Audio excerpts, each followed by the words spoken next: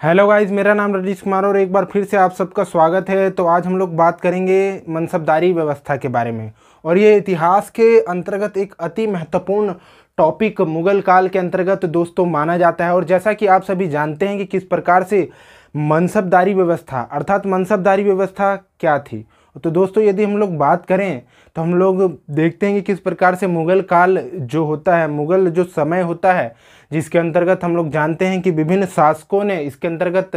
शासन किया, मुगलों ने शासन किया। और हम लोग जानते हैं इसके अंतर्गत बाबर, हुमायूं, अकबर, जहांगीर, शाहजहां, औरंगजेब और इसके बाद आने वाले अन्य तमाम शासकों ने भारत पर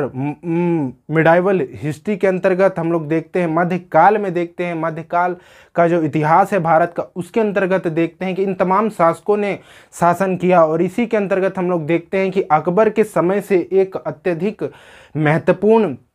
व्यवस्था बनाई जाती है, जिसके माध्यम से हम लोग देखते हैं कि किस प्रकार से अकबर ने भारत के जो विभिन्न स्थान थे, खास तौर से उत्तर भारत और दक्षिण भारत के जो कुछ हिस्से थे, उन पर अपनी राजनीतिक पकड़, अपनी राजनीतिक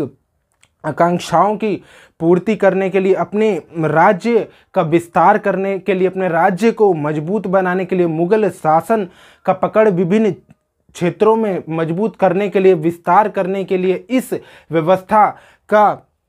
प्रचलन प्रारंभ किया, इस व्यवस्था को प्रारंभ किया। और मनसबदारी व्यवस्था दोस्तों एक ऐसी व्यवस्था थी जिसके अंतर्गत हम लोग देखते हैं कि किस प्रकार से यहाँ पर मनसब का मतलब है पद, अर्थात मनसब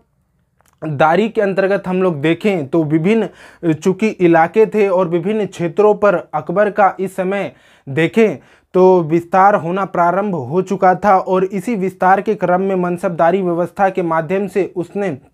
विभिन्न पदाधिकारी, खास तौर से सैनिक जो पदाधिकारी जो हुआ करते थे। और दोस्तों यदि हम लोग देखें तो आज भी किस प्रकार से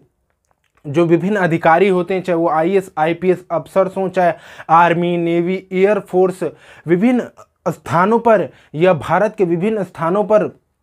रहते हैं, इनकी टुकड़ियां और इनमें जो हमारे सैनिक हैं वह रहते हैं। और भारत को मजबूत सुदृढ़ बनाने के लिए और भारत को एक संप्रभु राष्ट्र बनाए रखने के लिए, भारत पर किसी भी आक्रमण की स्थिति में उससे लड़ने के लिए, उसका जवाब देने के लिए प्रतिबद्ध रहते हैं। उसी प्रकार से, ठीक उसी प्रकार यहाँ पर मनसबदारी व्यवस्था के माध्यम से अकबर ने विभिन्न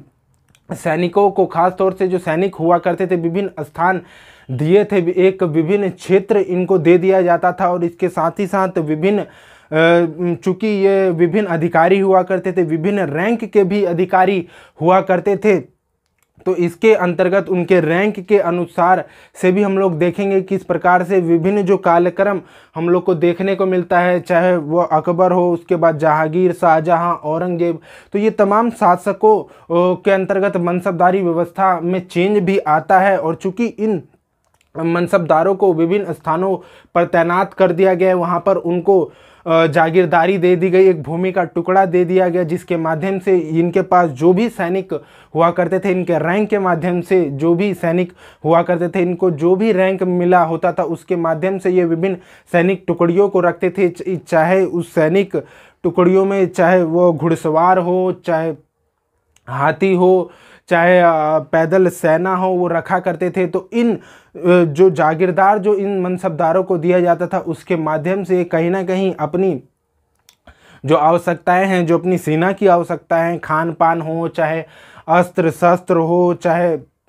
सेना से संबंधित रख रखाव हो, इसके माध्यम से मनसबदार इस जागीरदार के माध्यम से, जागीरदारी के माध्यम से जो कि शासक द्वारा, मुगल शासक द्वारा इनको दिया गया था, उसके माध्यम से ये किया करते थे। और इसके साथ ही साथ दोस्तों यदि हम लोग बात करें तो जहां एक तरफ हम लोग जानते हैं कि अकबर ने इस व्यवस्था का प्रारंभ किया, मनसबदारी व्यवस्था का, और इसके माध्यम से अपना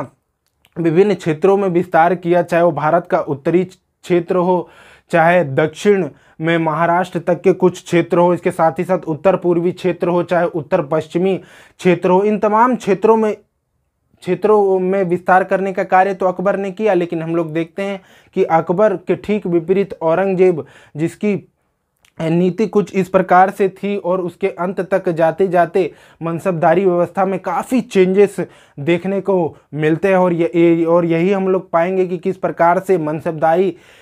जो एक व्यवस्था थी, जहां एक तरफ अकबर ने इसके माध्यम से अपने शासन प्रशासन को, अपने राज्य को मजबूत किया, ठीक उसी प्रकार से सही तरीके से इसका प्रयोग ना किए जाने के कारण, सही प्रकार से नीतियों का ठीक प्रकार से लागू ना किए जाने के कारण, और कहीं ना कहीं मुगल साम्राज्य के पतन के पीछे भी यह एक प्रमुख कारण रहता है। और यही कारण हुआ कि मुगल साम्राज्य तो पतन हुआ ही, इसके पीछे सबसे प्रमुख कारण जो रहा वह था मनसबदारी व्यवस्था, अर्थात अकबर के बाद आते आते अंत तक औरंगजेब के शासन तक मनसबदारी व्यवस्था का एक प्रकार से मुगल साम्राज्य के पतन होने के साथ ही साथ मुगल साम्राज्य के कारणों के अंतर्गत मनसबदारी व्यवस्था का भी पतन हो गया था। तो ये था आज का मेरा वीडियो, कैसा लगा जरूर बताएं, लाइक और सब्सक्राइब करना ना भूलें। थैंक यू, धन्यवाद।